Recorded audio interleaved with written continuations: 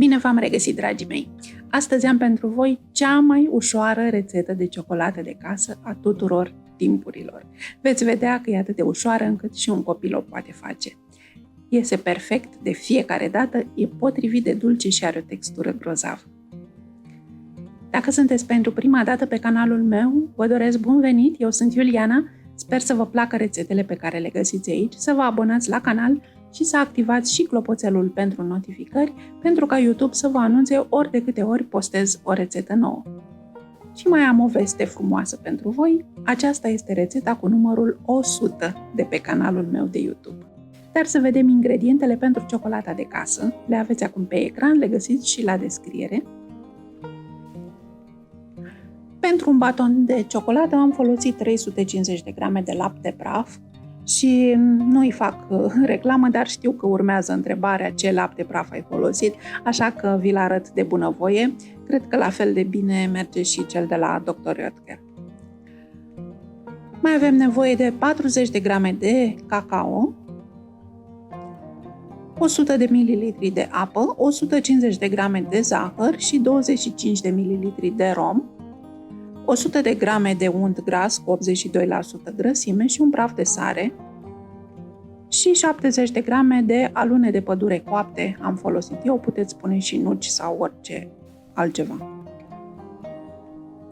Mod de preparare.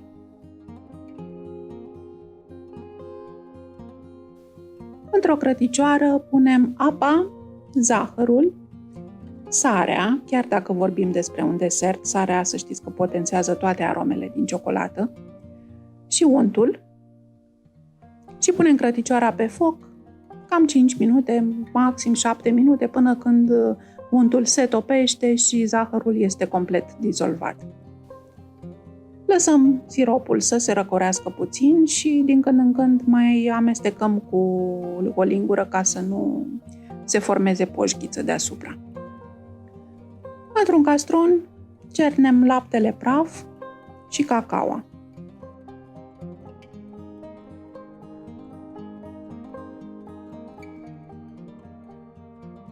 Amestecăm cele două pulberi ca să obținem un amestec cu o culoare omogenă.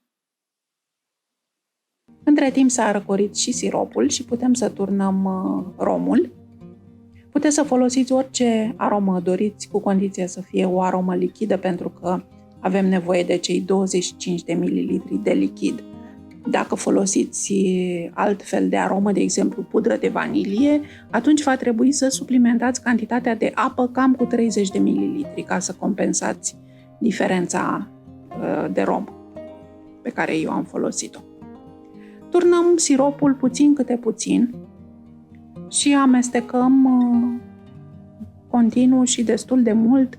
La început o să vi se pară că nu se înmoaie deloc amestecul, dar continuați să amestecați și veți vedea că se umezește suficient. Spre final turnăm și alunele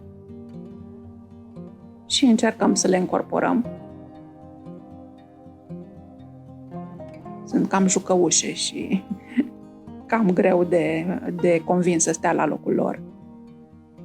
Ce-mi place mie la rețeta aceasta este faptul că pot să o torn ca pe salamul de biscuiți. Deci îmi pun aici două folii alimentare, una peste alta, ca să am mai multă rezistență și răstorn apoi compoziția peste folia alimentară și o rulez exact ca la salamul de biscuiți. Apropo, rețeta de salam de biscuiți o găsiți de asemenea pe canal, o să o las și undeva aici sus în dreapta ca să o găsiți ușor. Am răsturnat compoziția și acum îi dau formă de salam. Eu prefer ciocolata așa, mi se pare că se feliază mai ușor și că o păstrez mai ușor, pot să tai exact atât cât se mănâncă, nu trebuie să o bucățesc pe toată. Compactăm bine sulul de ciocolată ca să nu avem goluri de aer în interior. Și acum ciocolata noastră trebuie să stea la rece pentru 4 ore înainte să o tăiem. Ca să am lumină bună pentru filmat, eu am lăsat ciocolata de pe o zi pe alta și s-a întărit un pic cam tare, dar dacă doriți o textură mai moale, o puteți lăsa la temperatura camerei cam jumătate de oră înainte să o feliați. Avantajul rețetei este că nu stăm cu emoții că nu s-a întărit sau că s-a întărit prea tare sau că e prea lipicioasă sau că nu o putem tăia cu cuțitul și așa mai departe. Efectiv, ciocolata are textura perfectă de fiecare dată. Dragii mei, sper să încercați rețeta și să-mi spuneți în comentarii cum v-a ieșit. Abonați-vă la canal dacă încă nu ați făcut-o, pentru că urmează multe alte rețete delicioase. Până la rețeta următoare, la revedere și numai bine!